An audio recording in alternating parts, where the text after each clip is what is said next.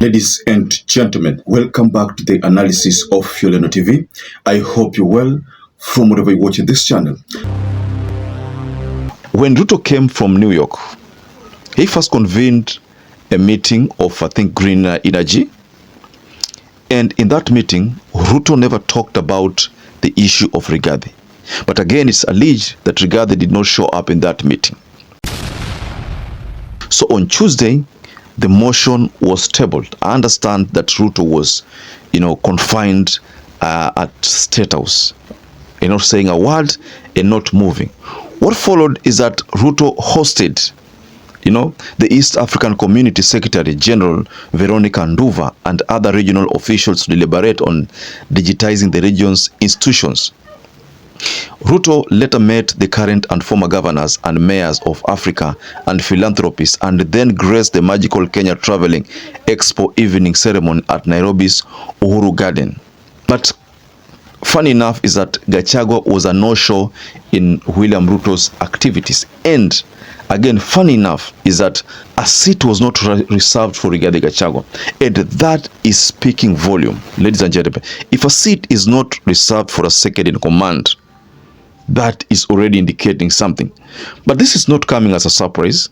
When Ruto toured Nyeri County on that Sunday, where there was a seat reserved for Rigathi Gachagua, and Rigathi ended up going to Kirinyaga, a move that embarrassed William Ruto. What surfaces that Moses Kuria went public and said that that was the last time that mistake is happening. It was not going to happen again.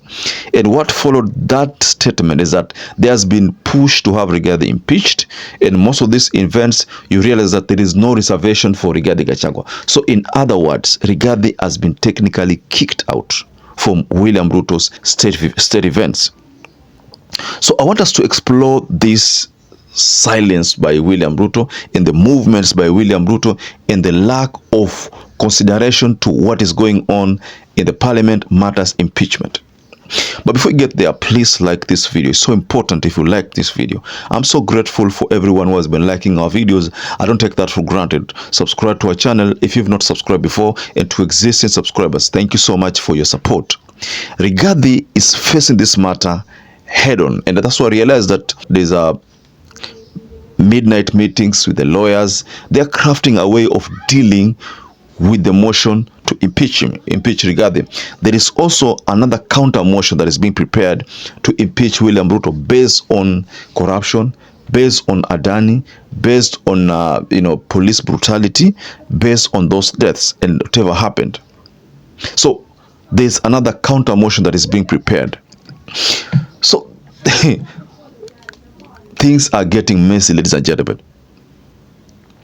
But the big question is, what is Ruto's position on Gachagua's impeachment? Would you tell that Ruto is supporting it or not supporting it? I want you to go below in your comment section there and just tell us, do you think Ruto is supporting this? Or Ruto is simply trying to show Rigathi Gachagua that he can have him impeached if he doesn't toe the line? Let me take you through an article here regarding this issue. So while Ruto has been mum on the matter, the pronouncements by some of his close allies could indicate his position. Kikuyu MP and the leader of the majority in the National Assembly, Kimani ICHUNGWA, is among Ruto's top loyalists. ICHUNGWA supports the motion to oust Gachagua. Labour and Social Protection Cabinet Secretary Alfred Mutua, Ruto's junior in the National Executive, also endorsed the impeachment. While serving the House with the notice of the motion on Tuesday, Kibwezi Member of Parliament Mwengi Mutuse, who was the motion mover, placed a host of allegations on Gachagua's name, promising to substantiate each in his bid to convince his colleagues to send the deputy president home. The charges forming the grounds for impeachment included alleged gross violation of the Constitution, reckless and inflammatory remarks, misconduct regarding Gachagua's responsibility as the principal assistant to Ruto, corrupt and unlawful acquisition of assets valued at upward of 5.7 billion, and alleged violation of both national and international laws, including the National Cohesion and Integration Act. So that is some of the accusations which I believe you already know about. You also understand that it's going to be public participation, meaning in your constituencies, there will be a venue for people to go and table their opinion. Do they want Gachagua kicked or not? So those ones will be taken to the parliament. You know, do they want Gachagua kicked or not? People can as well say, we don't want Gachagua to be kicked out. So if that is the case, then Gachagua, the motion will be stopped based on the report there. But again, if at all that sails through, then Rigathi has a duty to go and defend himself in parliament. I believe that is the procedure. That is how it's going to happen, based on what I've gathered.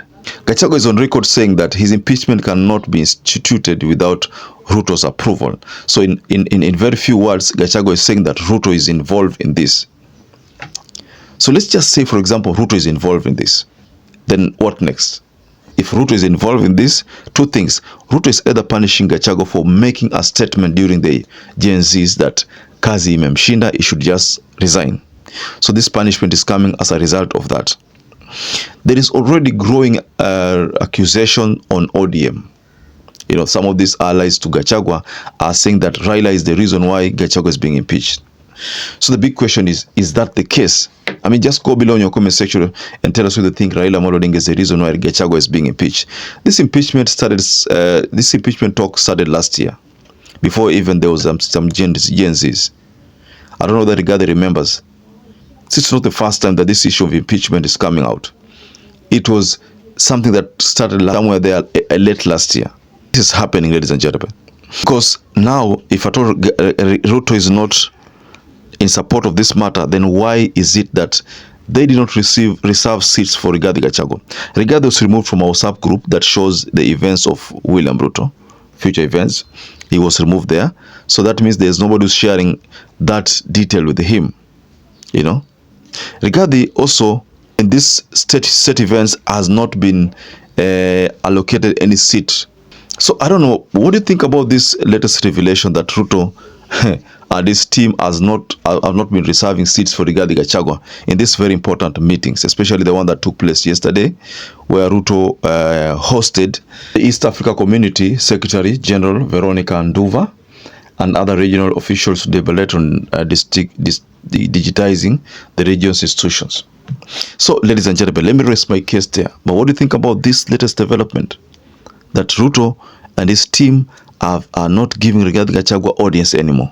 Just go below in your comment section and you can offer a reaction. So perhaps if you're watching this video and you have not subscribed, take 1 second and subscribe. Like this video. Until you catch up again, stay safe and stay blessed.